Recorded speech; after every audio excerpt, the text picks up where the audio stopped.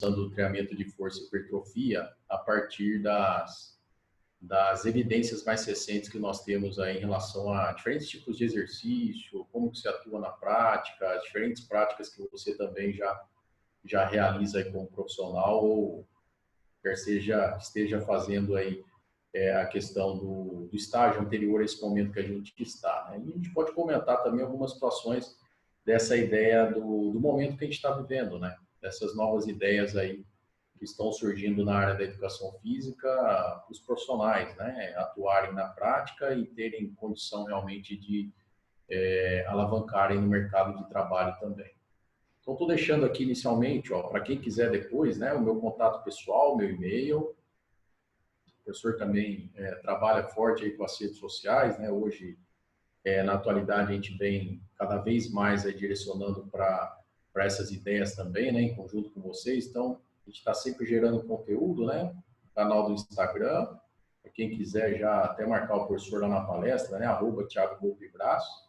Está com bastante conteúdo lá em redes sociais para vocês. E o grupo do Telegram, né? Que é o Prof. Thiago Volpe Braz. Lá, semanalmente, a gente também propõe discussões e está sempre com conteúdos novos lá para quem quer estudar fisiologia, treinamento, tanto na área da saúde como na área do alto rendimento. Muito bem. Como a gente colocou esse título aí, saindo do tradicional, né, treinamento de força e hipertrofia muscular, é algo de muito, é um campo de interesse muito grande na área do treinamento, né?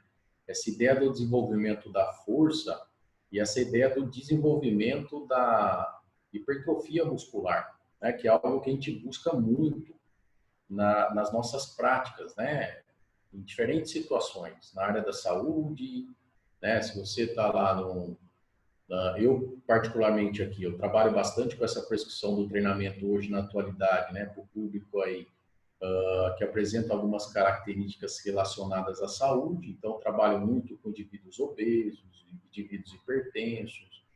Hoje a gente está com um projeto aqui no município de Americana, que a gente está atendendo aí os funcionários, né, da Secretaria de Saúde, enfermeiras, médicos, dentistas, fisioterapeutas, e que estão mesmo na linha de frente aí desse trabalho que está sendo feito na atualidade. E quase sempre a gente prescreve treinamento para esses profissionais, e esses profissionais estão nessa linha de pensamento que eu estou falando, né? Um estresse grande para o momento, níveis de obesidade, níveis de hipertensão, níveis aí de alterações aí de glicemia, né? De açúcar. E aí, realmente, esse público é um público forte que a gente vem trabalhando na atualidade. Mas eu, particularmente, eu venho da área do treinamento esportivo, mesmo voltado ao alto rendimento, né? Trabalhei como preparador físico aí em esportes individuais e coletivos por um bom tempo antes de entrar na carreira aí, na carreira universitária, né? Na docência universitária.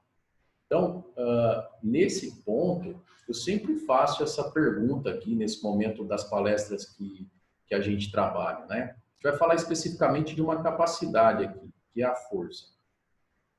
Ela é presente em diferentes disciplinas aí na área da educação física, né? O pessoal da biomecânica vai falar da força, o pessoal da cinesiologia vai falar da força, o professor lá da fisiologia também vai falar da força motora, o professor de treinamento vai falar da força. E muito dessas falas, por vezes tem relação aí com esporte, né, com atletas, e por vezes tem a relação com a saúde dos indivíduos. Então, um discurso que a gente tem muito na nossa área, na área da educação física, é assim, ó, melhora a sua força, porque melhorando a sua força, você vai melhorar a sua saúde, ou a sua performance, né? Quer seja um atleta aí, a gente pode falar de saúde para atletas também. E aí eu sempre falo assim, né? Você como profissional, o teu aluno, o teu cliente, o teu paciente, ele vai perguntar sobre essa situação para você, né? Para quem trabalha com atletas, para quem trabalha aí com indivíduos que possuem determinadas características aí na área da saúde, ele vai perguntar assim, professor, mas por que eu preciso treinar a força motora? Por que eu preciso realizar, por exemplo, exercícios da musculação. Por que que eu preciso fazer uma isometria com a massa corporal, um agachamento com a minha massa corporal? Primeira situação que ele vai colocar é isso. Por que que eu preciso treinar a força? E quando a gente coloca um contexto da saúde aqui, isso é mais importante ainda, viu, pessoal? Um discurso que a gente sempre recebe aqui na prática é o seguinte, né? Poxa, professor, vou ter que levantar esse halter, vou ter que levantar essa barra. Ah, eu tenho outro profissional que cuida de mim, que ele falou que, na verdade, não é para eu levantar peso, né? E para eu ter saúde agora, a minha coluna vertebral lombar, por exemplo, né? Não é para eu levantar peso, não é para eu treinar força. Esse discurso aqui chega muito forte na prática, né? E aí você vai ter que lidar com esse tipo de informação. Porque nessa palestra eu vou te mostrar o seguinte: o quão é importante treinar força, o quão é importante combater a atrofia muscular, o quão é importante gerar, portanto, a hipertrofia para a área da saúde, e o quão é importante você convencer o seu aluno, o seu cliente, o seu paciente sobre essa situação. Então, você precisa ter argumento para isso. Eu espero que nesse momento nosso aí, a gente crie alguns argumentos reais para que você possa realmente levar essa ideia para a prática. Então, assim, ó, força e saúde, né? Será que existe relação causal mesmo? Ou seja, a gente tem esse discurso, né? Poxa, aluno, melhora a sua força, você vai ganhar saúde. Né? Vários profissionais, a gente sempre está falando isso. Treine a força. A força, ela ajuda numa série de situações. Será que existe realmente relação causal? Né? Ou seja, melhorei a força, melhorei a saúde? É lógico que sim, né, pessoal? Nós sabemos hoje, na atualidade, que realmente a melhoria da força numa série de situações dentro da educação física e da área do treinamento e da fisiologia realmente vai promover saúde, vai promover melhoria de rendimento em algumas situações e assim por diante. Mas a questão que eu sempre falo é a seguinte: por que isso acontece, né? Eu já estou te colocando 4 mecanismos iniciais aí que mostram o porquê que é importante melhorar a força no âmbito do fitness, no âmbito da performance e no âmbito da saúde. Então, esses 4 pontos aqui já é algo importante para a gente começar a falar um pouquinho das situações que a gente está saindo da linha mais tradicional aí, que é só, né, aplicar aí exercícios em máquinas e assim por diante. Então, por que a força realmente vai possuir uma relação causal, né, com a melhoria da saúde? A primeira situação é a seguinte: quando você treina a força, vou mostrar alguns vídeos para vocês de exercício, algumas coisas na sequência para ilustrar algumas situações práticas. Quando você treina a força, no primeiro momento, né, você começa a aumentar o que a gente chama de capacidade absortiva. Então, esse já é um ponto importante. Você começa a aumentar a sua capacidade em absorver, né, qualquer energia cinética, né, energia física. Pega um exemplo assim, ó, você pegar essa caneta que está do seu lado agora e soltar ela do seu lado aí no chão, ela vai cair pela ação da gravidade. Isso é energia cinética, é energia física, já está presente no nosso corpo também. Qualquer movimento que você realize, você tem a presença de energia cinética aí na realização dos movimentos. Então, o que eu estou te falando? Ó, se você treinar a força, você vai aumentar a sua capacidade absortiva de energia cinética, né? Em algumas situações impostas aí pela queda e pelo impacto de qualquer movimento. Você não consegue desenvolver isso em alto grau, por exemplo, com o treinamento de resistência motora, ou seja, caminhada, corrida, ciclismo. Você tem um aumento da capacidade absortiva dessa energia cinética aumentada pelos movimentos, mas muito pequeno em comparação com o treinamento de força. Quando a gente vai para alguns trabalhos da literatura, quando você treina a força por 8 a 10 semanas, você melhora essa capacidade de absorção em algumas situações para 40% da sua capacidade inicial. 45% é muita coisa. Quando você vai para o treinamento aí de resistência motora, essa capacidade é menor. Você aumenta 2, 3, 4% no máximo. Então, se a gente quiser aumentar essa capacidade de absorver essa energia cinética imposta por qualquer movimento, eu tenho que treinar a força motora. Okay? Não tem muita conversa aí na área do treinamento se a gente pensar realmente nessa melhoria dessa situação. Por que isso acontece, né? Porque eu começo a aumentar a minha capacidade absortiva de energia cinética justamente porque eu gero uma adaptação, né, de espessamento, ó. Ou seja, aumento ali da densidade dos tecidos biológicos. Eu começo a aumentar o espessamento de ligamento, o espessamento de tendão. Cartilagem aqui nós vamos pular um pouquinho, porque tem pouca evidência sobre, não é um tecido tão adaptável, né? Bainhas do tecido, né? Se você lembrar das disciplinas que vocês tiveram aí de fisiologia, ou vão ter, né? Vocês vão estudar muito essa ideia das conexões dos diferentes tecidos. Então, por que eu aumento a minha capacidade de absorver energia cinética? Porque eu começo a espessar esses tecidos, né? Ligamento, tendão, bainha de tecido dos músculos e, sobretudo, também, olha só, conteúdo mineral ósseo, né? Começo a aumentar a minha densidade mineral óssea. Então, olha que interessante. Você vai conseguir esse tipo de adaptação pelo treinamento de força. Eu volto a falar, se a gente pegar assim, pega um tendão seu do tornozelo lá, tendão calcâneo, que é esse do tornozelo. Se você fizer algumas manipulações específicas para tendão calcâneo, você consegue espessamento aí principalmente com o treinamento de força voltado à ação excêntrica, no mesmo patamar, de quase o dobro de melhoria.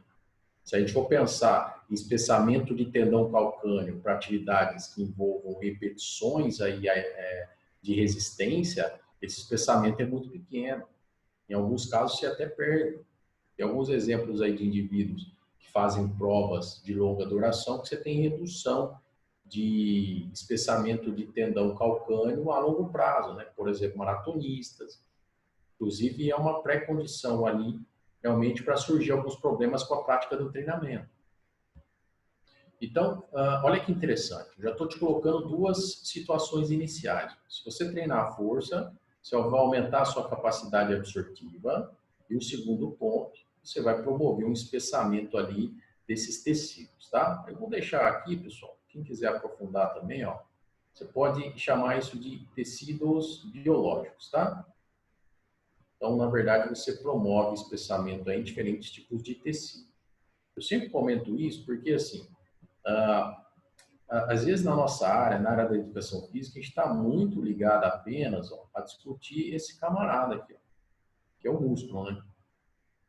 Na verdade, a gente esquece de todas as outras estruturas. E para quem trabalha aí com treinamento de força, é importante saber manipular esses diferentes tecidos. Então, quando a gente fala das adaptações do treinamento de força, a gente está falando, sobretudo, em cima de todos os tecidos biológicos, tá? Então, estou falando aqui, ó, de músculo, né? Estou falando de tendão. Isso é importante, tá? A gente avançar, né, só nessa ideia do músculo. Estou falando aqui de articulação, estou falando de ligamento, falando de osso, e assim por diante, tá? As fáscias. São todas estruturas que são adaptáveis aí ao processo do treinamento de força. Então, esses são os dois pontos iniciais. Uma outra situação, pessoal, é assim, né? O único treinamento capaz de aumentar a estabilidade, ó, que a gente chama de estabilidade central, a gente pode relacionar, não é a melhor estratégia, tá? Mas a gente pode relacionar isso aqui ao equilíbrio, ó, ao equilíbrio.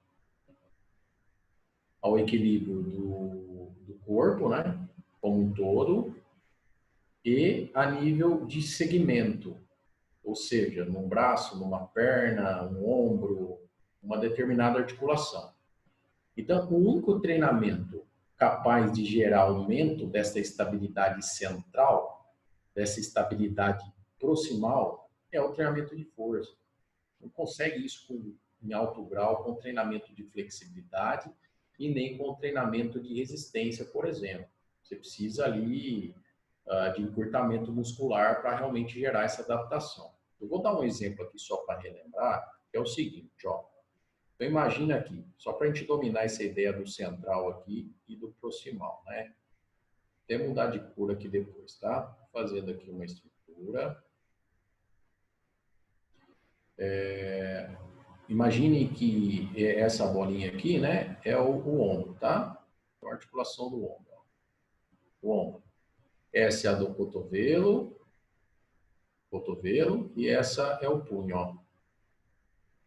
Na verdade, ali é um braço, né? Se você entender aqui, ó, é um braço. Ok?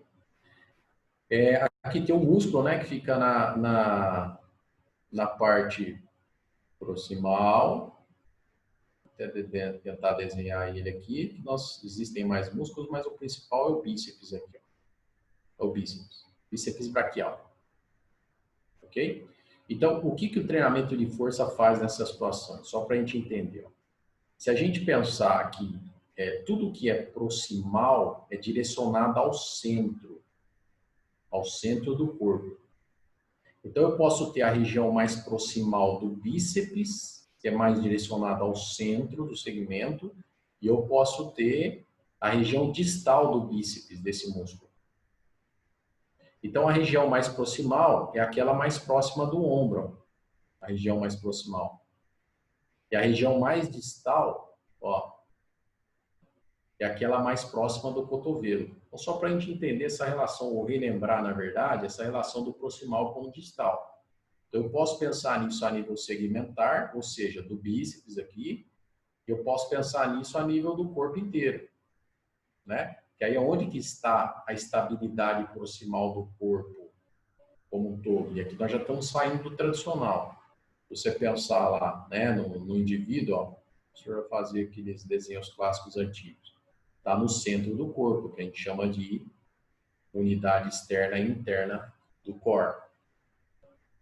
Então, veja que interessante. O que eu estou te falando já? Que o único treinamento capaz de promover esse aumento da estabilidade central em alto grau, tá, pessoal? Os outros melhoram também, mas muito pouquinho. O único treinamento de força capaz, o treinamento capaz de modificar essa situação na prática é o treinamento de força a nível segmentar e a nível corporal. Você não consegue aumentar a estabilidade proximal do corpo como um todo só realizando exercício cíclico ou de esportes coletivos ou de saltos não, você tem que fazer um trabalho específico para essa região do corpo, que é a unidade externa e interna do corpo, ou seja, são os músculos que dão estabilização ao corpo, né? São os músculos considerados mais estabilizadores. Então, por que eu estou te falando isso? Para você poder entender essa adaptação agora. Então, olha que interessante. O treinamento de força, ele aumenta a estabilidade central. E isso tem um papel fundamental para a prática, porque vai facilitar a ação dos segmentos distais. Professor, mas o que é isso aí? Vamos dar uma olhada aqui, ó. Imagine assim, ó. Se a gente pensar no corpo como um todo, tá? Esse bonequinho bonito aqui que o professor desenhou. Aonde que estão as regiões mais distais do corpo? Estão, né? Nas mãos e nos pés, nas extremidades. Então, na verdade, o que a gente fala, se você entender isso agora, pô, você já vai fazer muita diferença na prática. Porque tem uma série de modalidades, tem uma série de esportes, tem uma série de práticas na área da saúde que se baseiam, sobretudo, no aumento do gasto de energia, no aumento do gasto energético, que é importante também, né? Porém, se você começar a aumentar muito a quantidade de exercícios que envolvam essa ciclicidade nesses esportes e outros meios de treinamento usado aí em academia, esteira, elíptico, transporte, qualquer ergômetro ali que você quiser, menos um pouquinho para a bicicleta ergométrica, você vai ter uma sobrecarga a nível distal gigantesca. E aí, o primeiro recado é esse, né, para sair do tradicional. É, se você não entrar com um programa de exercícios específicos para aumentar essa estabilidade central no início, automaticamente você vai ter uma sobrecarga nesses segmentos distais aqui. É onde começa a surgir os primeiros problemas em programas de exercício. Começa um programa de exercício e tá normal, ele começa a realizar exercício e vai ter que parar, porque começa a surgir ali algumas inflamações, algumas situações ali que vai dificultar a vida dele no processo. Então, assim, por isso que hoje, pessoal, né, pegando esse ponto 4 aqui que eu vou entrar também, não tem muito o que discutir. Para você realizar um programa de exercícios harmônico, que seja adequado para atletas ou na área da saúde, você tem que entrar com essa capacidade motora. Você tem que trabalhar a força. Ah, professor, mas não consigo levantar esse pezinho, meu médico falou para não levantar. Cabe ao profissional do movimento humano, nesse caso aí, o pessoal da físio e da educação física, no nosso caso aí, gerenciar esse processo para que isso ocorra da melhor forma. Okay? Então, assim, isso é um recado importante para esse momento. O treinamento de força, ele tem um papel fundamental para essas adaptações iniciais e outros tipos de manipulação não vão dar conta de resolver essas situações na prática. Tem uma outra pegada aí do porquê que treinar a força melhora a saúde, né? Melhora a performance também, sobretudo aqui nesse caso a saúde, que é uma ideia mais metabólica, né? Mais de ordem metabólica. Então, na verdade, assim, hoje, pessoal, o músculo, por si só, ele é considerado um órgão, assim como o coração, assim como o pulmão, o músculo do seu corpo é considerado um órgão. Um órgão, por quê, né? É um órgão que secreta, ele é secretor, né? Ele secreta algumas substâncias que vão favorecer a saúde do sujeito. E a principal proteína que esses músculos realmente vão produzir, né? São as miocinas, são as chamadas miocinas, ó. Mio de músculo, cinas.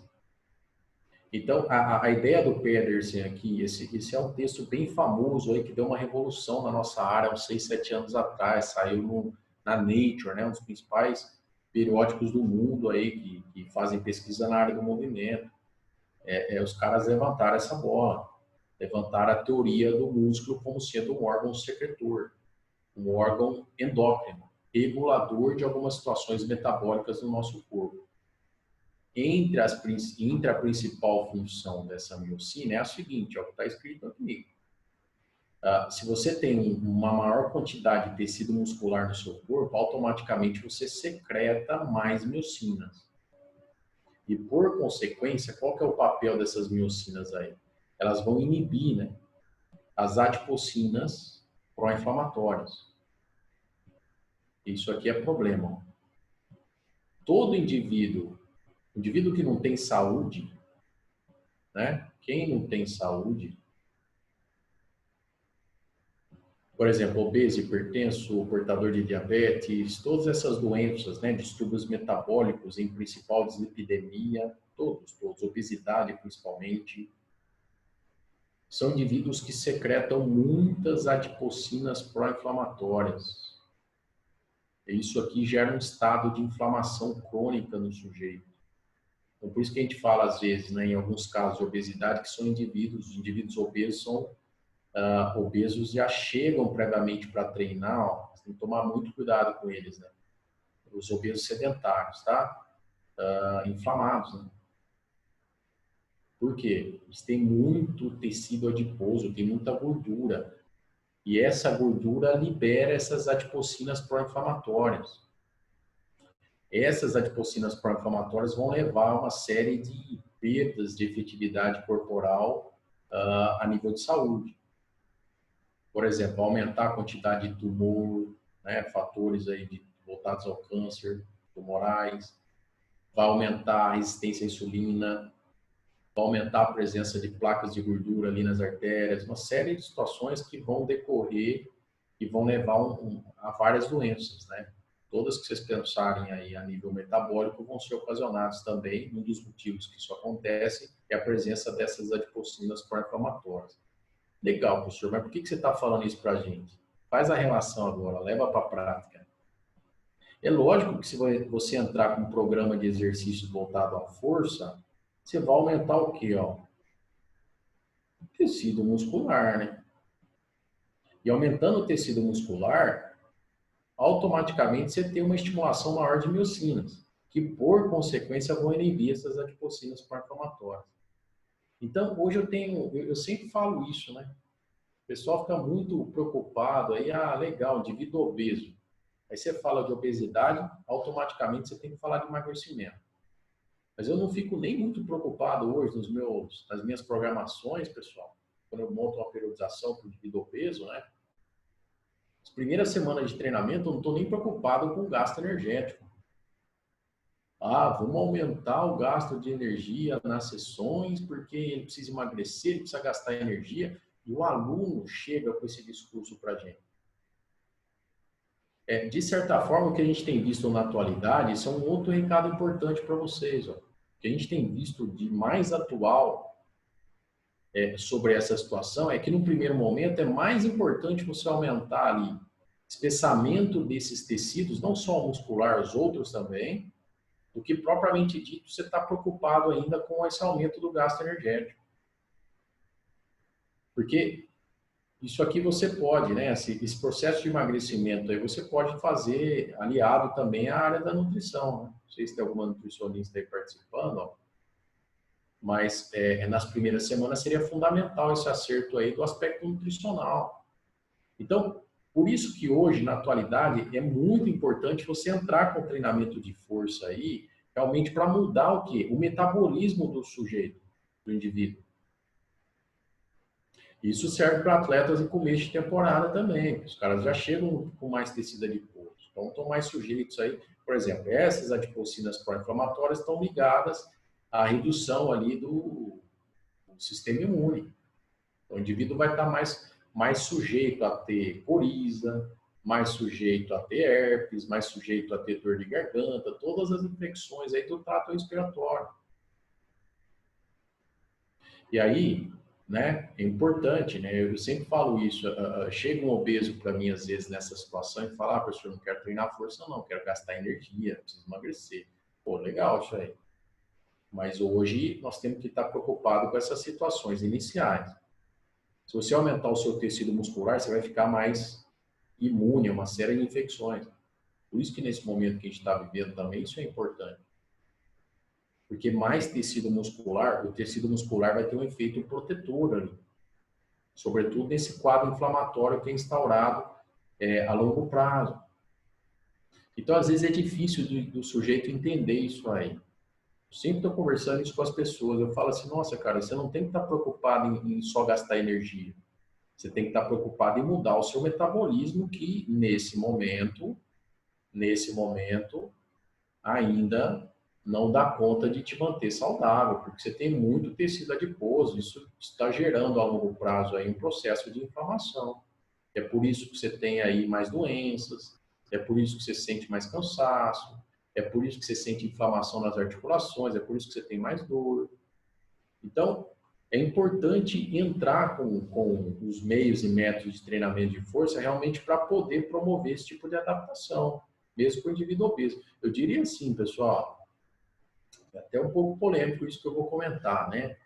Isso tem sido discutido muito em textos mais recentes, mas assim, hoje o treinamento de força é considerado até num patamar maior aí do que realmente o treinamento de resistência aí em alguns aspectos, tá? Principalmente pensando em saúde do sujeito. Se a gente olhasse os livros há 10, 15 anos atrás, né, a gente faz uma meia-culpa sobre isso também, só se falava do treinamento de resistência motora. Nos falava do treinamento de força como um ponto forte aí para, não no patamar que é hoje, né? Um ponto forte aí para realmente melhoria aí da qualidade de vida e saúde das pessoas, ok? Então, olha só, nesse primeiro momento aqui, eu estou colocando para vocês o seguinte, é muito importante treinar a força, é fundamental, eu diria imprescindível em qualquer programa de exercício, você tem que entrar com manipulação de força ali.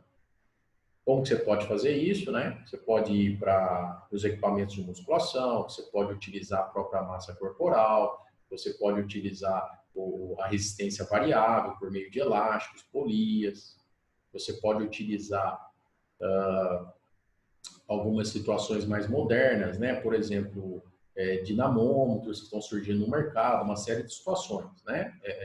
Desde que você aumente a resistência externa aos movimentos e execute ações musculares com essa resistência, né? Ações musculares dinâmicas ou isométricas, paradas. E aí você vai estar entrando nessa ideia de promover essas adaptações. E quais são, né? Aumentar a capacidade absortiva, só o treinamento de força vai ter um alto grau para isso. Por que isso acontece? Porque aumenta o espessamento dos tecidos biológicos, né? E, fundamentalmente, é o treinamento de força que vai promover estabilidade proximal, ou seja, estabilidade central. Tanto a nível segmentar, né? Se você pensar num segmento só, como a nível do corpo como um todo. É muito importante ter estabilidade proximal para realizar qualquer tipo de movimento. Senão você vai ter problema no programa de exercício, ok? E pensando na ideia metabólica, num quadro de saúde, nós sabemos hoje que o músculo ele é considerado um órgão secretor, sobretudo de miocinas. E essas miocinas, elas têm um papel fundamental para realmente inibir essas adipocinas pró-inflamatórias, que são características aí das principais doenças que nós temos na atualidade. Por exemplo, hipertensão, diabetes, a obesidade, né? Que é uma doença, tá, pessoal? Muita gente trata a obesidade como sendo não doença, mas ela é realmente uma doença, ok? Muito bem. Então, olha que interessante, né? Aí eu estou trazendo esse slide aqui. É lógico que a gente tem 1 hora para estar conversando hoje, né, pessoal? O professor gosta de falar bastante também. Mas, quando eu falo em treinar a força, né, de forma tradicional, treinar a força de forma tradicional, a gente já tem um corpo robusto de variáveis estabelecidas na literatura para serem consideradas. Então, estou até colocando aqui, né? O treinamento de força. A pensar em, você vai ter que pensar nessas variáveis todas aqui. A gente poderia conversar sobre elas aí horas, horas e horas, né? Sobre cada uma delas. Mas eu estou te colocando, ó, passando como recado inicial. Se você quiser ser um bom prescritor de treinamento de força, você vai ter que pensar, de certa forma, nessas 11 variáveis que estão aí. E aí, né? Um ponto importante aqui que é interessante, né? Cada uma delas é estudada em conjunto e separadamente. Então, por exemplo, você precisa dominar o que é intensidade para treinamento de força, né? Vou fazer um apanhado geral aqui, né? A partir de cada variável para a gente entrar nessa ideia do saindo do tradicional. Então, por exemplo, né? A intensidade ali no treinamento de força pode ser prescrita de diferentes formas. Mas, na verdade, o que caracteriza a intensidade de força é o quanto você recruta de unidades motoras. Esse é o conceito clássico aí da literatura, ou seja, quanto mais unidades motoras você recruta, maior a intensidade. E aí você tem diversos métodos para isso, né? Lá, percentual de uma AVM, o professor não gosta dessa expressão RM, né? Um RM, mas é questão conceitual, a literatura aceita, porque eu li um texto recente sobre isso e fez sentido para mim. Então, 1 RM, né? Se é uma repetição máxima, se é uma, não tem repetição. É uma ação voluntária máxima, né? Ou uma contração voluntária máxima. Então, mas é mais questão conceitual. Você pode prescrever ele por questão de percentual, você pode prescrever por zona de RM, né? Na questão prática, ou tem um método que eu utilizo muito na reabilitação, esse método, né? Trabalho bastante com indivíduos lesionados também, para da físio, a gente utiliza uma escala, né? Uma escala que é chamada de HERO. Quem quiser isso, entre em contato aí com o professor depois, né? Assim, quiser aprofundar isso pelas redes sociais, os contatos que eu já deixei, tá? Escala HERO, Repetitions in Reserve, né? É uma forma de prescrever a intensidade.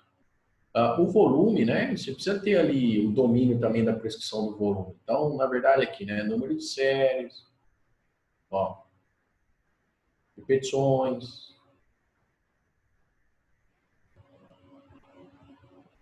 número de séries, repetições, o quilograma do exercício, né? Você tem exercício que não tem quilograma. E tem uma variável aqui que é uma das mais estudadas da atualidade para volume, que é o que a gente chama de tempo sob tensão. Até colocar aqui, ó, tempo sob tensão. Ou seja, é o tempo que você fica ali sob a contração muscular, né? Então, ali, você vai pegar lá uma série no supino, por exemplo, e vai marcar o tempo do início do primeiro movimento até o final do movimento. Ali você tem o tempo sob tensão daquela série, ok? A gente faz esse controle por série e faz esse controle por sessão. Então, você tem o tempo sob tensão da sessão. Isso é legal, porque pouca gente domina isso, né? A gente fala que, às vezes, uma sessão padrão aí de treinamento de força tem um tempo sob tensão de 15 a 25 minutos. Então, na verdade, o indivíduo fica lá uma hora e meia na academia e tem um tempo sob tensão de 15 minutos. É bem básico essa situação, né? Mas as pessoas normalmente não têm muito essa ideia. Olha, a pausa e intervalo, né? A pausa e intervalo é fundamental ali. Você tem diferentes tipos de pausa, né? Lá, pausa passiva, completa, pausa passiva incompleta. Você pode usar a pausa ativa também. Então, na verdade, né, a pausa passiva completa lá, você tem ela tendo uma duração de 2 a 4 minutos. A pausa passiva incompleta, ela dura em torno aí, a literatura recomenda, né, 30 segundos a 90 segundos. E a pausa ativa, duração de 1 a 3 minutos, né? Então, na verdade, a pausa ativa ali tem que estar no metabolismo oxidativo. Então, são todas variáveis aí que vão ser encontradas, inclusive nos meus livros, né? Eu vou colocar para vocês no final as referências que a gente já tem. Então, você tem que dominar ali, de certa forma, a pausa também, o intervalo, para poder, é uma variável importante para o treinamento de força, né? Uma das mais importantes, né? Por exemplo, os métodos aí voltados à hipertrofia muscular, quase todos os mais avançados, né? São baseados aí na redução da pausa entre séries e geração, sobretudo aqui nesse caso, né? De acidose muscular, que é uma pré-condição aí para algumas situações voltadas à hipertrofia muscular. Uma outra variável, ó, que às vezes é negligenciada na prática, né, do treinamento de força, a ação muscular. Então aqui você pode manipular, ó. A gente tem estudado muito a ideia do treinamento isométrico hoje na atualidade, mas você pode manipular, né, a ação muscular concêntrica, pode fazer um treinamento só com ação concêntrica, ou só com ação excêntrica, ou só com ação isométrica. Ó. Você pode manipular as três situações. A concêntrica é o encurtamento muscular, a excêntrica é o alongamento muscular e a isometria ali aparentemente não tem movimento, né? Mas você tem tensão na unidade muscular. Então, você pode fazer um treinamento, você pode usar um supino e só fazer isometria no supino. Você pode pegar um supino e só fazer a fase excêntrica. Você pode fazer só a concêntrica, ou você pode ter a concêntrica e a excêntrica, ou você pode usar as três, né? É um método bem interessante hoje, mais recente, né? Você utiliza a ação isométrica para aumentar o tempo sob tensão, ó. Aumentar o TST, que é volume, ó. Aumentar o TST durante ali as repetições que você está realizando. Pode ser na pausa também e assim por diante. Uma outra variável, ó, cadência, velocidade de execução, né? Então, essa cadência ela pode variar durante a execução do exercício. Eu posso ter uma cadência rápida, eu posso ter uma cadência moderada, e eu posso ter uma cadência lenta. Essa cadência lenta, ó, ela vai girar em torno de ações acima de 2 segundos, a moderada de 1 a 2 segundos, então a rápida, né, é abaixo de 1 segundo. Na verdade, aqui é maior, ó. Ao contrário aqui, e aqui menor que 1 segundo. Então, você está colocando objetividade nessa cadência. Tem várias teorias por trás da velocidade de execução do movimento também para cada variável.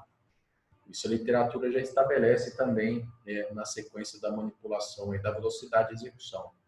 Então, você pode realizar, por exemplo, uma ação rápida na excêntrica e uma lenta na concêntrica, ou uma lenta na excêntrica e rápida na concêntrica, e assim por diante. É uma variável que dá para você manipular, né? Olha só que interessante, outra variável. Pô, professor, mas tem esse monte de variável aí para manipular? Sim. Então, o que a literatura estuda são essas 11 hoje na atualidade, amplitude e movimento. Você pode pegar o mesmo exercício supino e fazer ele em amplitude parcial. Pois, se vocês quiserem perguntar dessas variáveis aí também, né, a gente vai ficar à disposição. Amplitude parcial ou amplitude completa. Amplitude completa, né, que é a base do movimento angular ali. Você pode usar amplitude parcial. Tem muita gente que realiza alguns exercícios, algumas séries com amplitude parcial, objetivando algumas situações aí, em termos de hipertrofia muscular. Essa outra variável é muito negligente. Isso aqui já é saindo do tradicional, tá, pessoal? Aqui nós já estamos saindo do tradicional. Ó. Essa variável aqui, ó, a 7, né? A 6, a 8, e a ideia, né, de se combinar movimentações, que é a 9, nós estamos saindo do tradicional. Acho que é muito pouco manipulado em ambiente prático, essas 4. Mas, por exemplo, o vetor de aplicação de força, na área do treinamento, na área da musculação, sobretudo, quase sempre a gente pensa muito só no vetor, que é o vetor vertical. Ou seja, produzir força para cima e para baixo. E aí, por vezes, a gente negligencia o vetor horizontal. O vetor horizontal. Isso é importante. Eu sempre coloco nessa hora aqui também essa ideia, um exemplo prático que eu dou. Tem algumas academias, né? Você tem isso aqui desenhado no chão. Você tem que pensar em executar exercícios de força nos diferentes vetores. Isso aqui tem no chão de academia. O pessoal da física domina bem isso. Mas é o que a gente chama mesmo, né? De rosa dos ventos. Ó. Leste, sul, norte, oeste. Você pode utilizar esse conceito aqui para vetor também. Ok? Você tem um vetor antero, posterior, lateral, medial e as diagonais. Ó. Olha que interessante. Quando você faz lá um agachamento, por exemplo, você está no plano vertical, né? Está fazendo força para baixo e para cima. Então, para sair um pouco da ideia do treinamento tradicional de força, essa variável, vetor de aplicação de força, é fundamental, né? Para você pensar em outros exemplos de exercícios aí, até manipulações com a massa corporal. Sobretudo o vetor horizontal, que é um dos que mais vem sendo trabalhado hoje na atualidade. Principalmente para idosos, né? Para atletas. A gente tem muita força no vetor vertical, mas pouca força no vetor horizontal. Okay? Essa é a ideia básica por trás de alguns estudos mais recentes. Um outro ponto, né? A gente vê o pessoal utilizando muito no treinamento de força, mas por diversas vezes dominando um pouco a teoria por trás dessa variável, que é a ideia de promover instabilidade com a execução dos exercícios de força. Então, aqui, por exemplo, se utiliza muito, né, a manipulação da variável, então é a estabilidade versus a instabilidade no exercício de força. Mas se utiliza muito o Bosu, né? T-ball, né? Uma estrutura que a gente chama de T-ball, que ela é côncava assim, bola suíça. Tem vários equipamentos que promovem essa situação, tá? Vários. Você precisa entender a fundamentação por trás de se colocar em estabilidade num determinado exercício e quando que você vai utilizar isso, né? Então, isso já faz parte aí da ideia do sair do tradicional.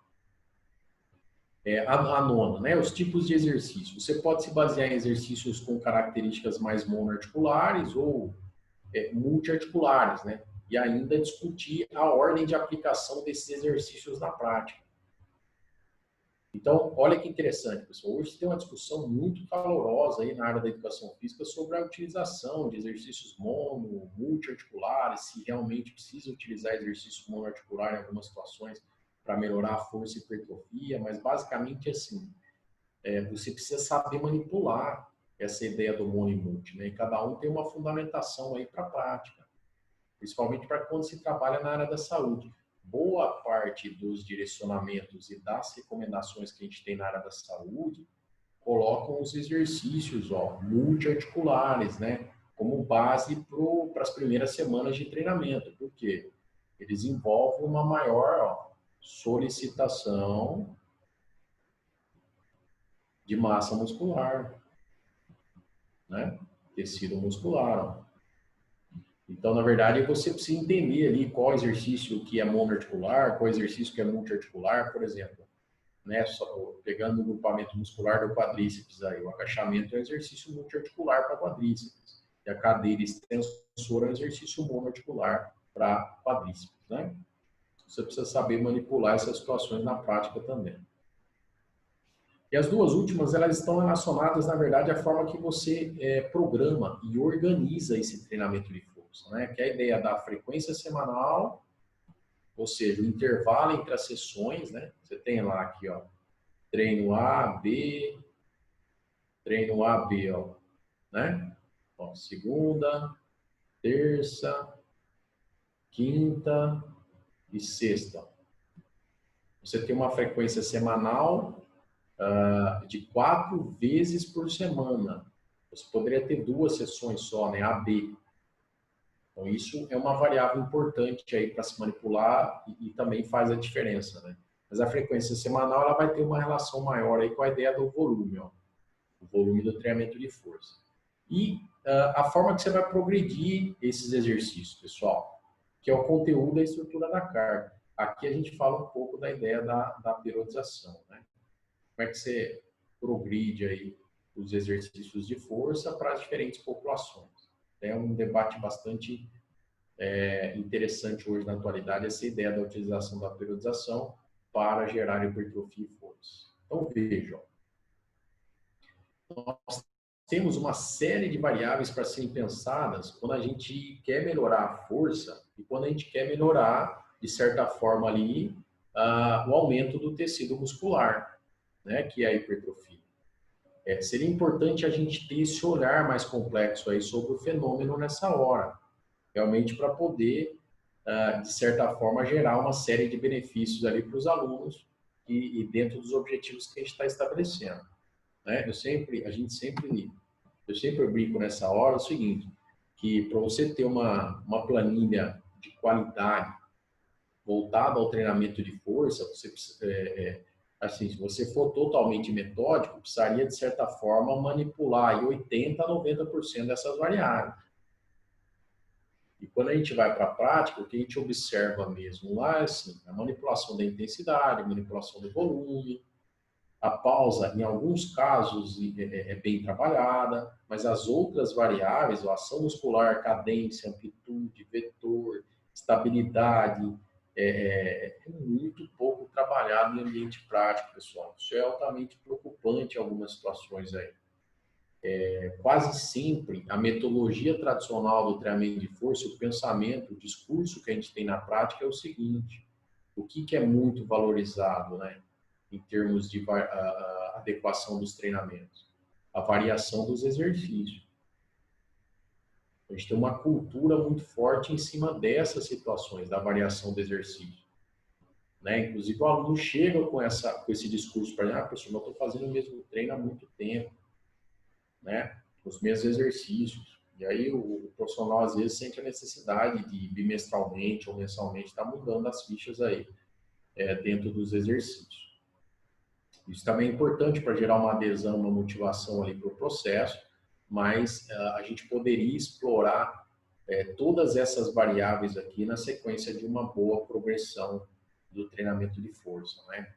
Já visto aí o exemplo que eu dei para um dos exercícios mais tradicionais, que é o supino, e de certa forma ali você pode manipular, né? A intensidade no supino, o volume no supino, a pausa entre as séries, e todas essas variáveis, né? A própria ação muscular. a cadência do movimento, a amplitude do movimento, o vetor de aplicação de força, tudo isso vai interferir na resposta que você tem ali do exercício.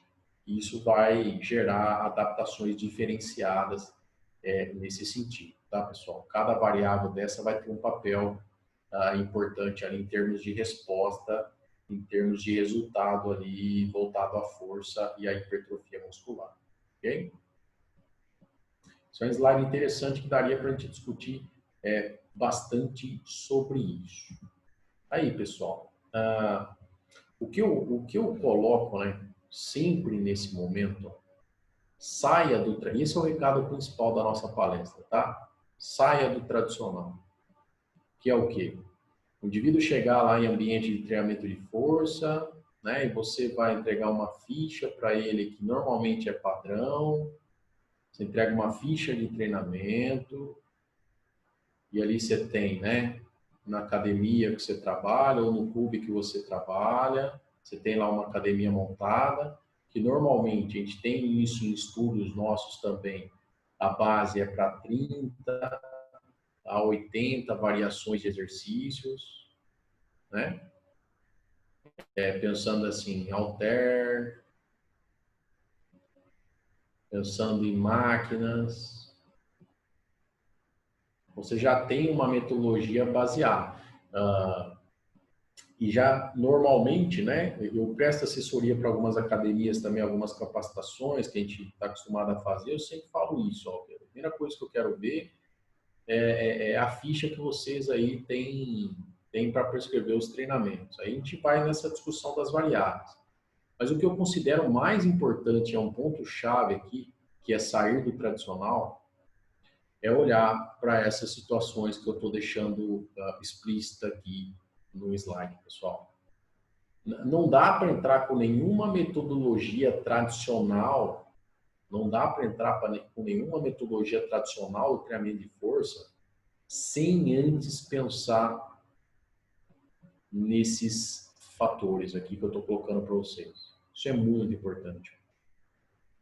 E isso vai fazer a diferença na prática, né? Sobretudo aí para as 4 a 8 primeiras semanas.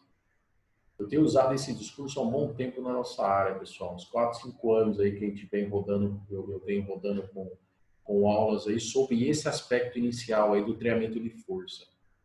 Eu sempre digo o seguinte, o profissional que se especializar nesse momento inicial do sujeito chegar na academia, né? Aqui é a academia, você vai ganhar dinheiro na prática, porque é algo muito pouco explorado pelo profissional de educação física, muito pouco explorado, pessoal. Esse momento inicial aqui é uma lacuna gigantesca do mercado de trabalho, gigantesca. Não para todos os sujeitos, né? Talvez você tenha aquela impressão de que você trabalha, a maioria do seu público aí é aquele público adulto jovem que busca estética, que já tem experiência com treinamento de força, está vindo de outras academias, está vindo de outros padrões de treinamento. Esse é um público muito pequeno da possibilidade que a gente tem de atuação com treinamento de força. Ele continua sendo importante, né? Não estou desmerecendo essa situação, mas para quem quer angariar valor profissional hoje na atualidade, é aquele profissional que realmente tem esse olhar para esse momento inicial, né, da prescrição do treinamento de força para diferentes populações, né? Populações aqui a gente chama de populações especiais. Estou falando nem nessa ideia metabólica, mas sobretudo aqueles indivíduos que apresentam algum tipo de distúrbio, né, neuromuscular, pessoal. E olha, tem várias evidências recentes que mostram que quase 80% das pessoas que entram no ambiente de prática corporal, um programa de exercício, vão apresentar algum tipo dessas disfunções que eu vou mostrar para vocês. E por isso que eu estou falando que se você se especializar nisso, entender realmente essas situações que são necessárias para aplicar o treinamento de força, você vai ser um profissional diferenciado. Por quê, pessoal? Há muito tempo a gente tem se deparado com essa realidade na prática, né? Um dos pontos iniciais é o seguinte, é o que esse autor levanta. A maioria das pessoas que chegam para treinar, isso serve para atletas também, sobretudo em começo de temporada, eles já vão chegar com algum tipo de... Você vai aplicar um treinamento de força, né? Que já está programado com os exercícios, treino A, treino B e assim por diante. Já tem lá uma ficha de treinamento para trabalhar diferentes grupamentos musculares. Mas quase sempre esses indivíduos já chegam previamente, ó, com o que a gente chama de ações musculares compensatórias. Ou seja, são sujeitos que começam a ativar regiões musculares para compensar o enfraquecimento ou a falta de amplitude em outros segmentos corporais. Um exemplo prático disso, né, de ação muscular compensatória, é você começar, por exemplo, em ações de caminhada. A gente usa muito a caminhada em programas de exercício. O indivíduo ele começa a sobrecarregar mais o músculo tibial anterior, que é o músculo da frente da canela aí, pessoal. O músculo tibial anterior é sobrecarregado porque esse indivíduo lá chegou previamente com um desalinhamento de quadril. Se você pegar a crista ilíaca e colocar a mão, ele tem uma angulação diferente. Desalinhamento de quadril. Então, o que eu sempre falo, e por que isso é importante e vai ser diferente nessas primeiras semanas? Imagina você colocando um sujeito desse para realizar o treinamento considerado mais tradicional, né? Essas fichas que já são previamente programadas dentro dessas variáveis aqui que a gente discutiu, né? E sequer se você utiliza essas variáveis, né, pessoal? Eu falei, uns estudos que a gente tem levantado recentemente aí, um estudo aqui que nós fizemos na região de Campinas, por exemplo, assim, quase 90 a 95% das academias controlam intensidade e volume. Mas pausa e intervalo, só 36% das fichas analisadas, de mais de 1.080 fichas analisadas, controlavam a pausa no treinamento. Então, só para dar um exemplo para vocês sobre isso. E aí é importante você ter esse olhar sobre esses fatores, porque se você entrar com a metodologia tradicional, você não vai dar conta de resolver essa situação. E aí é um indivíduo que vai vivenciar diferentes experiências negativas aí com a prática do treinamento. E esse é um problema. Tem muita desistência a partir desse olhar aqui. Porque ele já chega previamente com as ações musculares compensatórias e ele vai apresentar alguns problemas ali na prática dos exercícios de força, que se você não tiver um olhar específico para isso, realmente você não vai conseguir resolver essa situação, tá? Nesse exemplo aqui que eu coloquei do tibial com desalinhamento de quadril, você precisaria ali realmente pensar em manipular as variáveis ali para a articulação do quadril, né? Por exemplo, o aumento do tempo sob tensão em alguns movimentos, ou aumento do padrão de intensidade para algumas situações e assim por diante, tá? Você tem que ter um olhar específico sobre isso, que nenhuma ficha tradicional realmente vai dar conta de resolver essa situação. Um outro ponto importante é a ideia desses sair do tradicional, né? Porque muitas pessoas também chegam para a gente com modificação de cadeia cinética corporal.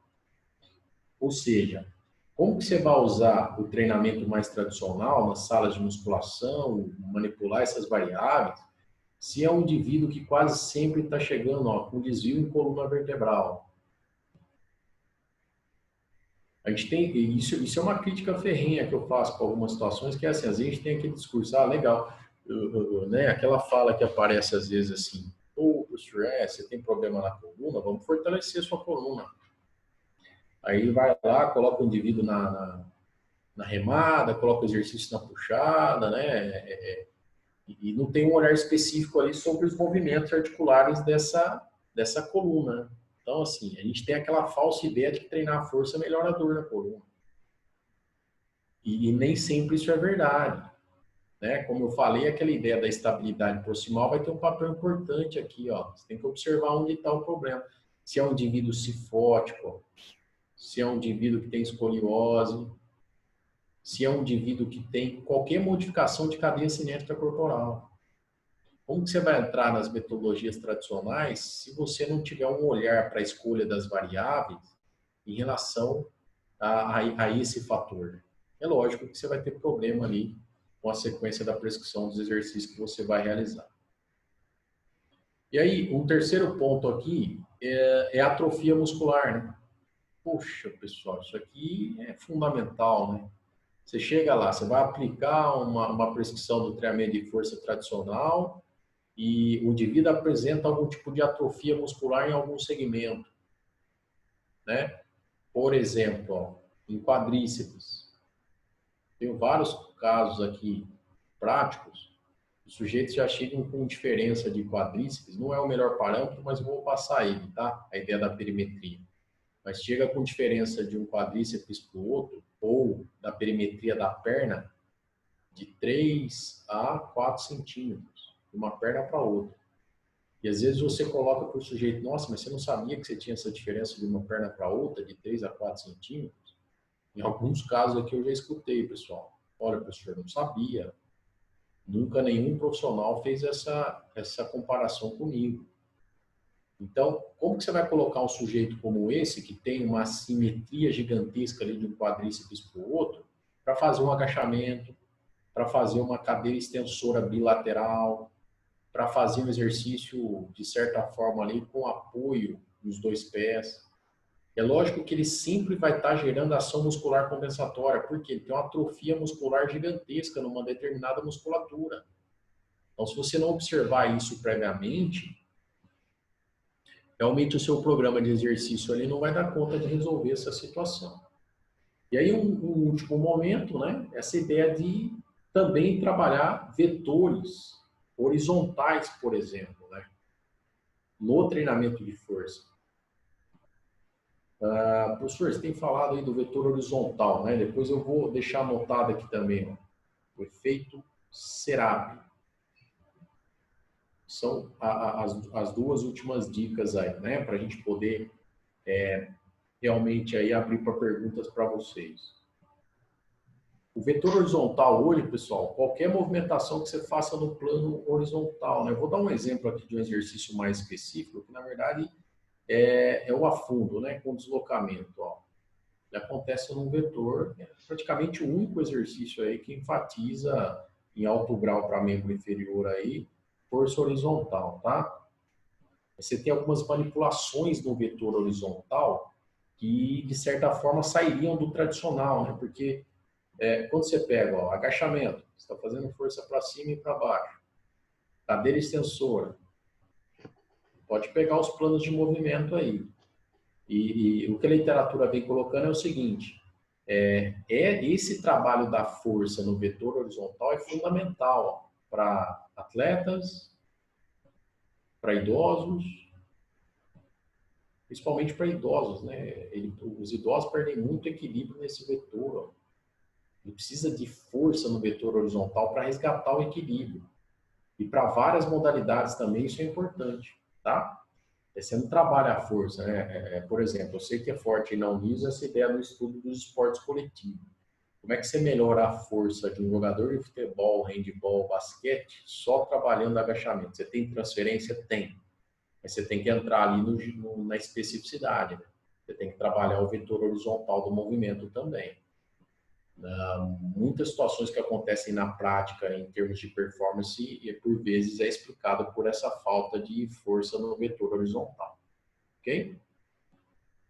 E também o efeito Serap, né? Essa ideia do efeito Serap é o seguinte, são os movimentos rotacionais, isso é muito importante para a força. Os movimentos rotacionais e com arremesso de objeto. Você olha em academia, a turma não trabalha isso aí, né? Arremesso de objeto, medicine ball, né? Você tem uma barra guiada, arremessar a barra ali em algumas situações de segurança. Por quê? O arremesso do objeto tem a vantagem de manter a velocidade e a força até o final do movimento. E isso nenhum equipamento tradicional vai dar conta de fazer, pessoal. É só você pegar o exemplo do supino, né? Você está fazendo lá o supino, imagina lá você sentado no banco, né? Na fase final lá do encurtamento muscular, o que você já está fazendo? Você está desacelerando o movimento para poder descer a barra, que é a fase do alongamento muscular. Então, essa desaceleração, essa redução da velocidade, a redução da força, pensando em algumas situações práticas, vai fazer falta aí para diferentes populações. Então,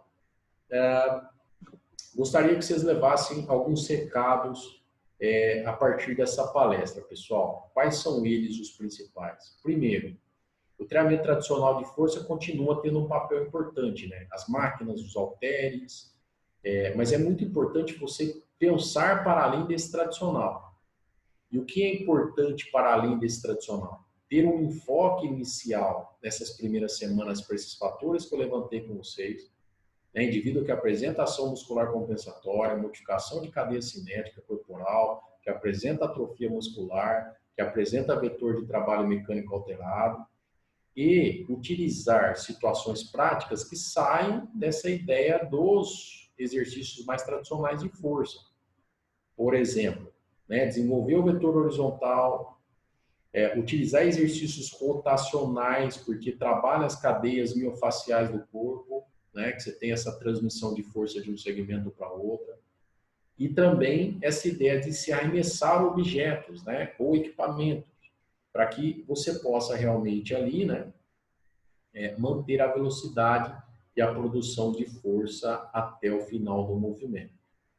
É lógico, né, pessoal, que a aplicação dessas metodologias que saem do tradicional tem que estar conjugadas ali com uma sequência lógica de uma progressão de exercício. Por exemplo, essa ideia de arremessar o objeto, ela vem em algumas fases posteriores aí, em relação ao planejamento dos exercícios, né? Não dá para usar isso, sobretudo aí nas primeiras semanas aí de um programa de exercício com volume muito alto desse tipo de trabalho, ok? Então, isso precisa ser contextualizado, sobretudo aí na sequência com vocês.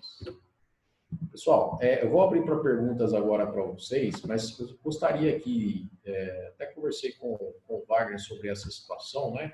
Só apresentar para eles aqui, professor, a ideia das referências que a gente está, né? Então, essa é uma referência que, para quem tiver interesse, pode entrar em contato aí diretamente, né, com o professor, né? Esse é um livro que esgotou, viu, Wagner? Legal, hein? O CREF patrocinou aí essa publicação. Então, treinamento de força, saúde e performance humana, né? Então, o exemplar físico aí está esgotado, né? Mas o professor proporciona aí por meio de e-book aí alguns envios aí para o pessoal só entrar em contato comigo, tá? Então, essa é uma referência que deu uma entrada muito legal aí para o pessoal estar acessando, né? Então, são vários capítulos lá, desde a introdução do treinamento de força, mecanismo neural, isso que a gente falou um pouco hoje sobre a ideia biomecânica, treinamento de força para populações especiais e a periodização do treinamento. E, recentemente, viu, Wagner? Há 4 semanas atrás, nós lançamos esse livro aqui, né? Que é o treinamento de força biomecânica dos exercícios. Então, ele está sendo aí divulgado nesse site, né, da Fit Training. Lá vocês podem acessar as 30 primeiras páginas também dessa referência. E é interessante porque, na verdade, a gente já teve uma entrada muito boa aí nessas 4 primeiras semanas. A gente já está virando o segundo lote da venda dessa publicação. É um dos livros mais recentes aí que a gente tem hoje no Brasil sobre biomecânica de exercício, né? Então tá muito legal essa publicação que nós tivemos aí nesse mês, ok? E por fim, gostaria de agradecer aí de antemão, viu, Wagner? Deixar novamente meus contatos aqui, meu e-mail, o meu grupo no Telegram para o pessoal acessar, minhas redes sociais, né? Aí, sobretudo o Instagram e na verdade, disponibilizar algumas referências também que o pessoal pode ter acesso aí nesse link. Vou enviar para você depois pelo WhatsApp, você pode compartilhar aí com o pessoal. Tem uma série de artigos lá sobre treinamento de força para a gente compartilhar com o pessoal. Professor, muito obrigado aí, fico à disposição para a pergunta. Legal, Thiago. Bom, quero agradecer, né, a palestra de grande valia aí para a nossa formação profissional. Eu acho que não é só para o estudante, nem só para o profissional de educação física, até eu me encaixo nessa questão aí de aprendizagem com você, tá bom? Eu não sei se... Eu vou dar um toque aqui para o Fabrício. O Fabrício está dando uma força enorme nesse sentido.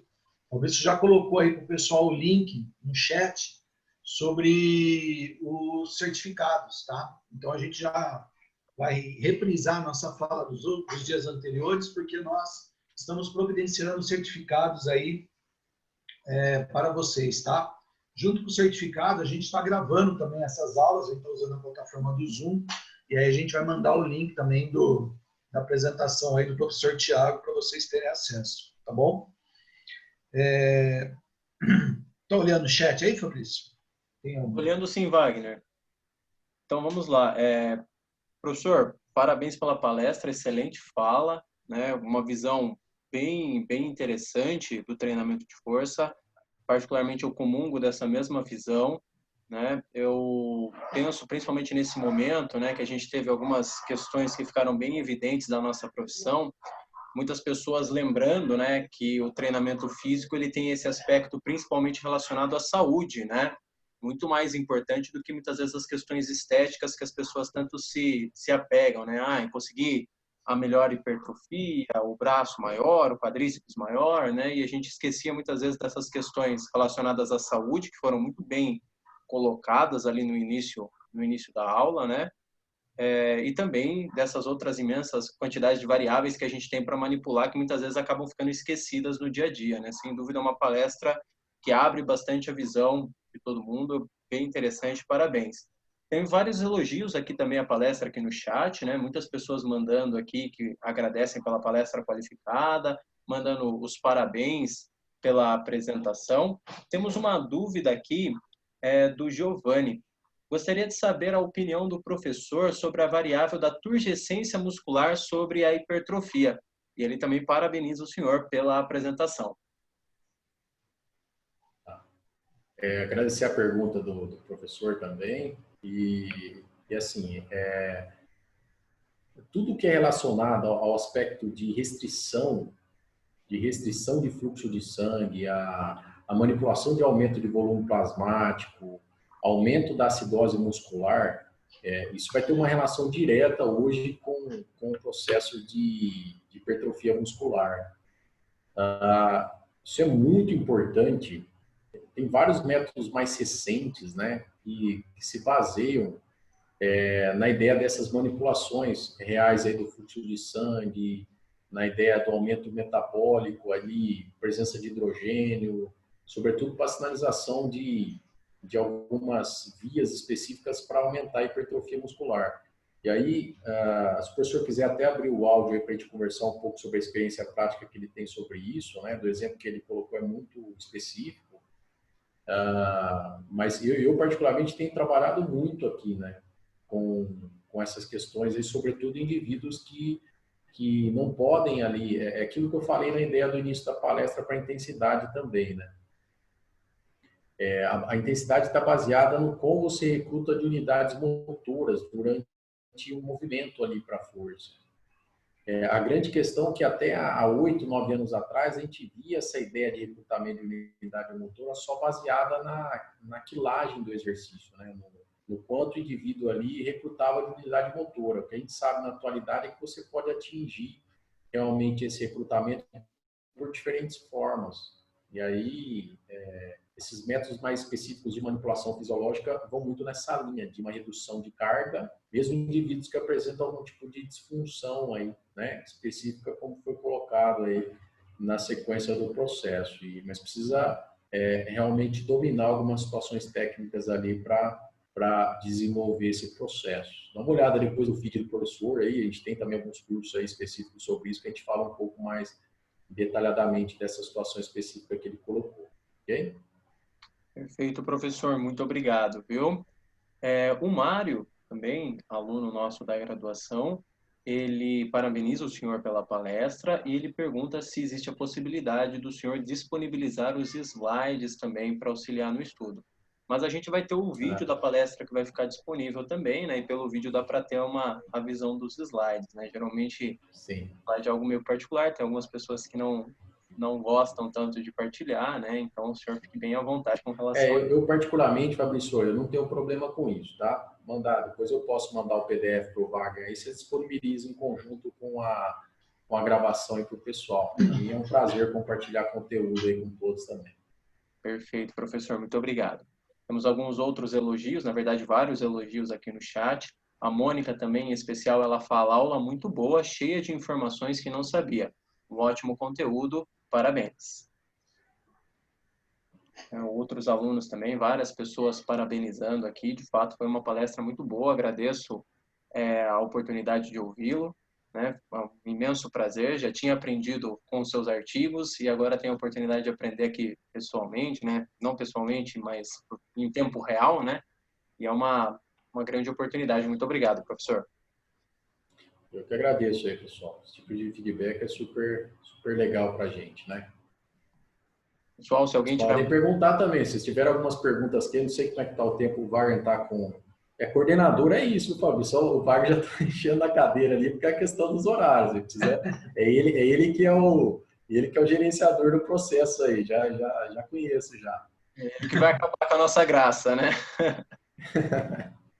Fique à vontade aí, pessoal. O professor está à disposição de vocês, tá? Professor, eu gostaria de fazer uma pergunta, talvez até um pouco pessoal, com relação à questão da manipulação, né? A gente sabe que a gente tem muitas variáveis que a gente pode manipular no treinamento de força, né? Entretanto, a gente sabe que o ideal seria um treinamento personalizado, né? Mas quando você vai ali para o profissional que está na academia, que atende ali um número muito grande de pessoas ao mesmo tempo, né? Ele tem uma comunidade muito grande de alunos, muitas vezes variando muito, né? O aluno ele vem um dia, depois ele vai em outra unidade, você não acaba tendo esse contato tão direto com o aluno. Como que o senhor vê essa possibilidade de trabalhar essas variações, todas essas possibilidades que a gente tem no treinamento nessa ocasião, para esse profissional que acaba atendendo ali uma população muito grande? Legal, Fabrício. O que eu costumo falar é assim, isso dá uma discussão legal também. O Wagner participou um tempo aqui com a Associação das Academias aqui também na região, né, Wagner? Mas eu sempre falo isso, a gente vai fazer algumas palestras para gestores de academia também. Às vezes, assim, tudo baseado em respeito, algumas conversas interessantes. A gente sempre leva para a acadêmica, sempre... Mas eu tenho um posicionamento muito claro quanto a isso, Fabrício. Às vezes eu comento com o pessoal aqui o seguinte, esse modelo das grandes academias, e a gente presta assessoria para eles também, eu estou com 2 academias em São Paulo aí, em parceria com outros professores, que a gente faz a capacitação para eles. Esse modelo de grandes academias favorece muito o gestor, né? É aquele tipo de modelo assim, que o indivíduo ele tem bons equipamentos para treinar, ele tem conforto, ele chega no local ali, ele realmente tem acesso ali ao que é melhor ofertado em termos mercadológicos, né? E isso acaba trazendo muita atração para o processo. Eu, por exemplo, treino nessas academias, né? Para mim, assim, que a gente já domina treinamento, você vai pagar um valor menor, você vai ter acesso a bons equipamentos, você vai ter acesso ali a um tratamento diferenciado nesse sentido. Mas esse modelo, infelizmente, desfavorece muito o profissional de educação física. Em que sentido? Eu sempre falo para meus alunos aqui o seguinte, é importante você fazer estágio. O estágio é muito importante. E você também ir para as academias trabalhar como professor de academia. Porque é dali que você vai tirar os seus alunos de personal. Né? Como é que você monta uma cartela de treinamento personalizado? Você precisa trabalhar, você precisa ser conhecido. E aonde que esse modelo favorece o profissional? Realmente é aquele modelo que a gente fala assim, de um professor para 30, 40 alunos. Ali, infelizmente, você não vai conseguir, né? Você tem em determinados horários ali 40 alunos por hora, de certa forma ali você vai precisar ser um mago ali para atender e dar atenção para a maior quantidade de pessoas que você conseguir. Em alguns casos, nessas grandes academias, o professor é até orientado a não ter uma intervenção direta, né, com o aluno nesse sentido. Então, é isso que a gente vem tecendo algumas refletindo sobre isso, na verdade, né, sobre esse processo. Eu sempre falo mais a linguagem dos profissionais nesse sentido, porque a gente sempre está em contato com os alunos de graduação, as aulas de pós também, Se você realmente quiser angariar profissionalmente aí, tanto o seu campo de intervenção, ter qualidade na sua intervenção, como financeiramente na área, você tem que pensar com muito carinho na ideia de atender pequenos públicos e na ideia de entrar no treinamento personalizado, né? Por exemplo, aí a gente falou de uma série de variáveis, de uma série de pré-condições para você levar em consideração para realmente não errar na prescrição. É quase que humanamente impossível um professor com 30, 40 alunos no horário ter um olhar complexo sobre esse processo da forma que a gente está falando. Então, assim, eu não sei se eu faço meu advogado diabo ou não, mas eu estou sempre instigando os meus alunos. Eu falo, olha, se estabelece no mercado de trabalho, mas quando você puder, parta para essa ideia de prescrição de treinamento aí com um olhar mais especializado, né? Pequenos grupos e clínicas, né? Locais, é o que está sendo pulverizado na nossa área hoje muito, é isso. É o profissional mesmo saindo da graduação, alugando pequenos locais e atendendo ali com um olhar mais complexo sobre o fenômeno, né? E é lógico que esse tipo de atendimento aí, o profissional vai ser mais valorizado em termos financeiros, né? Então, essa é um pouco da visão que eu tenho, né? Então, assim, eu fujo um pouco dessa ideia de realmente só utilizar o treinamento de força com essas fichas mais tradicionais, né? Que é mais o padrão que já está bem estabelecido aí na nossa prática, né? Perfeito. Legal. Mas isso é um pouco polêmico também em algumas situações aí. A gente poderia fazer um outro debate sobre vários pontos aí que a gente levantou aí em uma próxima oportunidade, né? Sem dúvida. Tiago, eu estou com o tempo bem estrangulado mesmo, até porque eu falei para você da questão da aula, tudo, mas a gente vai dar uma colher de chá aqui, porque o Mário, né, ou a Letícia, né, não sei quem dos dois está perguntando aqui, mas eles colocaram o seguinte, né, para você abordar a questão do trabalho multidisciplinar, né? Você abordar a questão do trabalho multidisciplinar. A essencialidade dessa condição, né? Recentemente aí a gente assim, a área de educação física teve uma condição positiva, né? No aspecto legal trabalhista, agora é obrigatório o profissional, ele está realmente, né, legitimado para trabalhar na área da saúde, em unidades básicas de saúde, hospitais. Então, se você pudesse falar um pouquinho sobre essa questão do trabalho multidisciplinar, em relação ao tratamento das patologias, né? Um profissional de educação física que normalmente ele tem uma incumbência, né, Thiago, de não fazer um trabalho de tratamento, muito mais de prevenção, né? Mais um trabalho de autonomia funcional para a pessoa, né? Mas ele vai trabalhar junto com profissionais da saúde que têm um trabalho no sentido contrário, né? São profissionais que têm a obrigação de cuidar. Quer dizer, alguns profissionais já recebem as pessoas com as patologias, né? E a educação física está começando a entrar nessa área aí também. Você tem bastante tempo, tá? 2 minutos. Muito amigo, isso é típico de quem torce para o Guarani, viu, Fabrício? Na verdade, eu vou ser bem sucinto aqui, viu, Wagner? Assim, o pessoal tocou num ponto fundamental. São 3 pontos importantes aí. Primeiro, foi uma vitória aí para a nossa profissão essa situação, né? Até eu publiquei hoje aí um vídeo sobre isso aí no Instagram, mas saiu uma nota do CREFITO com o COFITO aí, questionando essa resolução aí, professor. Depois eu vou te mandar isso aí. Então, já está tendo uma briga sobre essa ideia do estabelecimento do profissional de educação física em ambiente hospitalar. Eu não sabia disso, não. Saiu anteontem. Eu recebi hoje também. Aí eu publiquei um vídeo aí, pedindo comentários do pessoal que os profissionais de educação física sabem comentarem sobre isso, né? Então, assim, o trabalho multidisciplinar é fundamental, vai. Fundamental na área da saúde. Fundamental. E cada vez mais a área da educação física está sendo valorizada nesse processo. Hoje, você sabe que eu tenho experiência com isso, a gente tem uma equipe aqui há mais de 8 anos aqui no município de Americana, na Secretaria de Saúde. São 5 áreas que trabalham em conjunto aqui. Físio, educação física, que eu coordeno, a psicologia, a enfermagem e a nutrição. E aí eu tenho 2 médicos que trabalham com a gente aqui, que um é cardiologista e o outro ortopedista. Os caras sentam, os profissionais da área médica sentam para discutir com a gente aqui os cases, né? e sentam para discutir no mesmo patamar. O médico, ele discute, né, no mesmo patamar ali com os outros profissionais. E realmente, pensando em patologias, em doenças, esse olhar multidisciplinar vai fazer a diferença, né? Muita diferença. Eu vou dar um exemplo, ó, rapidamente aí. A gente trata, às vezes, o indivíduo obeso, é uma patologia, a obesidade. O indivíduo obeso, ele pode estar em diferentes níveis a partir da teoria da psicologia cognitiva. Então, ele pode ser um obeso que está naquela fase de pré-manutenção, ou seja, ele está negando qualquer intervenção que vai ser feita com ele, tanto no campo nutricional, como no campo da educação física. Então, aquele obeso que você vai prescrever treinamento para ele, ele vai falar assim, pô, professor, eu não gosto disso aí não. Ele está simplesmente negando o que você vai fazer.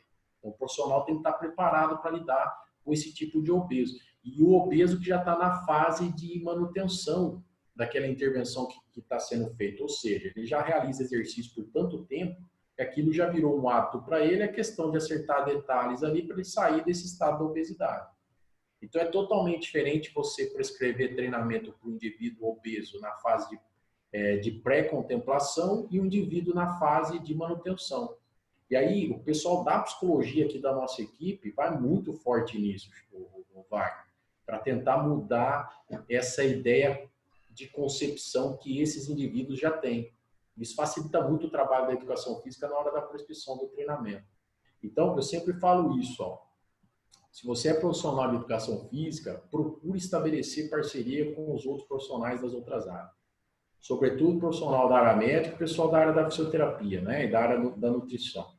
Porque isso, de certa forma, vai angariar valor profissional às práticas que você está realizando.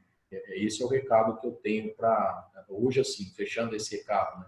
Se eu fosse sair da área da docência universitária, fosse abrir um negócio, eu abriria um negócio na educação física voltado a um trabalho multidisciplinar, num pequeno local, que diversos profissionais poderiam atender e iria prescrever treinamento para essa população aí que a gente está colocando, que é a população que mais tem condição de angariar, indo para a teoria do marketing agora, né, Wagner? Sim, você estuda também, angariar patamares aí em termos de recepção de clientes, alunos e pacientes. Legal.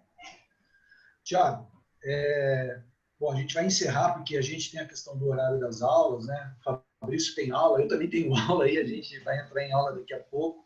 Mas, cara, eu quero dizer que foi um prazer revê-lo, tá? Amanhã eu mando umas mensagens para você, a gente conversa mais, tá bom? Peço desculpa pelo atropelo aí desse momento, por causa da questão do horário, né? Gostaria de estar agora resenhando um pouco com você, mas eu tenho um compromisso da aula. Mas foi um prazer revê-lo, um prazer maior ainda em ouvi-lo, né? E trazer para os alunos aqui da Uniso, trazer para a região de Sorocaba, um profissional tão qualificado, tão gabaritado que você está, né? E mostrar para os alunos aí esses assuntos tão importantes que são tratados dentro da nossa área. Às vezes, infelizmente, por um certo amadorismo até, né? A gente tem isso também ainda, né? Infelizmente, né? Então, quando a gente tem essa questão dos profissionais comprometidos, dos profissionais sérios, a gente tem que valorizar bastante. Então, cara, não sei nem como mais, assim, fazer o agradecimento a você, tá? Sabe que eu tenho um carinho todo especial por você, nossa amizade foi construída dentro de um ambiente profissional, né? Então, a gente se conheceu profissionalmente, mas agora eu tenho um carinho pessoal por você mesmo. Tá bom, Tiagão? Muito obrigado, cara. Eu que agradeço, Wagner. Um grande abraço a todos aí, professor. Sei que o tempo está corrido. Gostaria de agradecer a todos aí, o professor Fabrício também, e eu fico à disposição aí por todos esses canais que eu deixei aí, né, à disposição do pessoal. Muito obrigado. Legal. Pessoal, então a gente está fechando aí a palestra do professor Thiago Volpe, tá? Agradecemos mais uma vez a presença de vocês. Amanhã a gente tem aí, a partir das 2 horas, as apresentações de alguns trabalhos dos alunos, que vão fazer algumas apresentações. O Fabrício vai mandar para vocês aí, né, Fabrício? Eu vou abrir aqui o link, a gente vai mandar a questão das apresentações. Quem quiser participar, prestigiar, será muito bem-vindo, tá bom? E também a gente vai contemplar com o certificado amanhã também. A gente vai ter todas essas situações possíveis amanhã, tá certo? Fabrício, quer colocar alguma coisa? Falar alguma coisa? Foto, Wagner, para a gente finalizar, assim como a gente fez ontem, acho que é bom para o nosso merchan. Vou parar de Foto, claro. fazer a